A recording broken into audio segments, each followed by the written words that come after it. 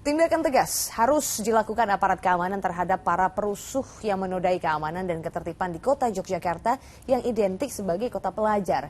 Itu permintaan kepala daerah dan juga masyarakat Jogja.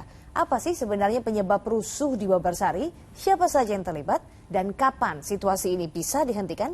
Kita ikuti diskusinya bersama rekan Skolastika Sylvia. 4 Juli, warga Twitter heboh dengan kericuhan yang terjadi di Babarsari, Sleman, Yogyakarta. Masalahnya ini bukan yang pertama kali terjadi dan pertanyaannya kenapa harus selalu di lokasi yang sama? Apa sih yang terjadi sebenarnya? Yuk, kita diskusi. Kawasan Babarsari, Sleman, Yogyakarta, Senin 4 Juli, begini kondisinya.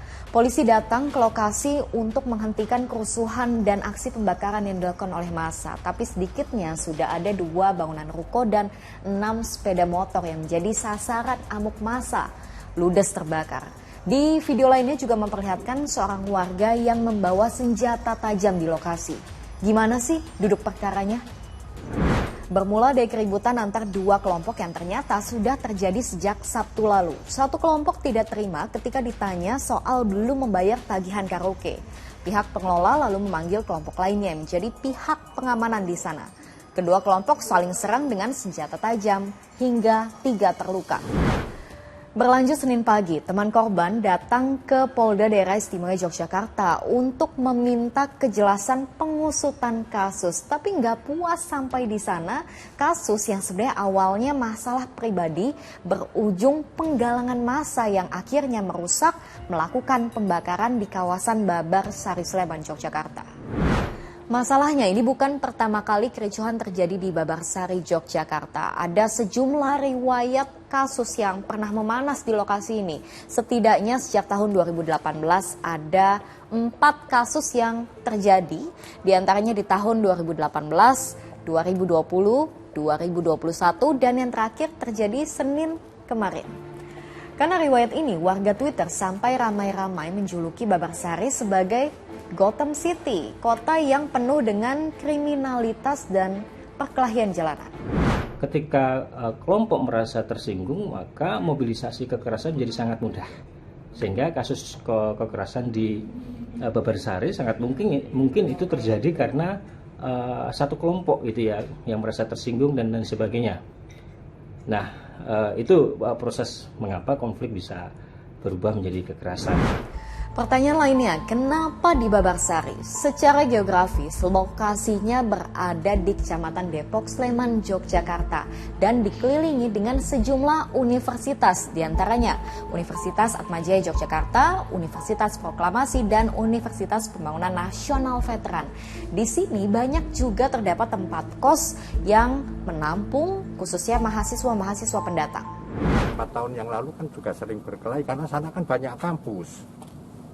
Kan saya datangi ke sana, kita dialog, kan gitu. Jadi seperti yang saya sampaikan kemarin, alasannya mereka ngomong keras, dianggap emosi gitu.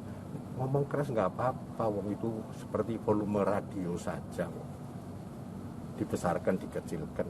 Tapi jangan pelajar mahasiswa itu jangan ngomong kekerasan fisik. Ya sesuaikan kondisi di mana dia berada di Jogja, bukan model kekerasan yang dilakukan. Jogja dikenal dengan karakter warganya yang ramah, santun, dan sederhana. Tapi belakangan kita juga sempat dikejutkan dengan fenomena kelitih atau aksi kriminalitas yang terjadi di malam hari di Yogyakarta. Padahal yang dibutuhkan warga tentu saja adalah rasa aman. Sebenarnya setiap individu punya pribadinya masing-masing. Biasanya orang Jogja itu terkenal dengan ramahnya seperti itu. Semoga kedepannya lebih tentram lagi, terus nggak ada kericuhan lagi gitu. Jadi Jogja masih tetap aman. Agar petugas segera menindak tegas saja. Yang salah emang harus tetap dihukum karena negara ini kan negara hukum kan ya. Kesalahpahaman itu bisa diselesaikan dengan dialog, tapi bukan dengan kekerasan fisik. Gitu. Tindak aja, gitu. Nggak usah punya pertimbangan lain melanggar hukum, udah lakukan.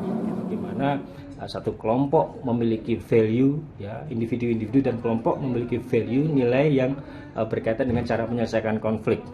Ya, kelompok-kelompok tertentu memandang bahwa konflik harus diselesaikan dengan kekerasan.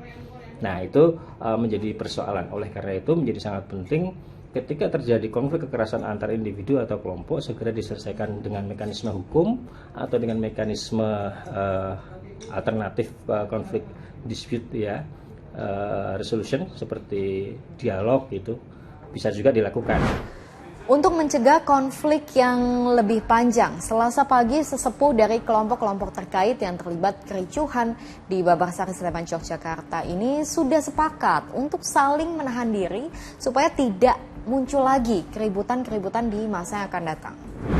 Tentunya ini respon kita semua, ya, Polri, TNI, BIN, ya, kemudian pemerintah daerah, kemudian juga sesepuh-sesepuh NTT, ya, Papua, kemudian juga Maluku.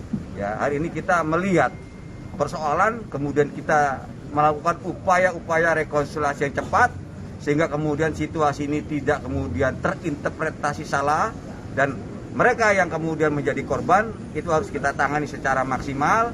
Mereka yang kemudian terlibat dalam peristiwa awal, ya, tentunya kita akan dorong, ya, kepada para penegak hukum untuk melakukan penyidikan. Jogja, kota pelajar. Pelajar sudah sepatutnya identik dengan wawasan luas, ekspresi kreatif sampai masa depan bangsa. Jadi jangan sampai kelakuan dari satu atau dua pihak yang tidak bertanggung jawab ini mencoreng generasi-generasi bangsa yang sudah dilahirkan dari kota pelajar ini. Saya Sylvia, makasih sudah diskusi.